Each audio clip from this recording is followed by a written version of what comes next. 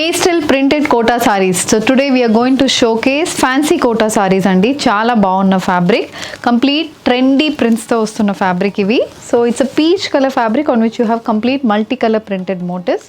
Manaki both sides ila silver zari weaving anedi border ki vastundi. Color combination kuda chala bagundi. Peach ki light sky blue base lo manaki border anedi both sides of the saree ki untundi. And one side of the saree ki ila printed motifs anedi kuda vastundi. Color combination light weight, comfortable. And this is the pallu.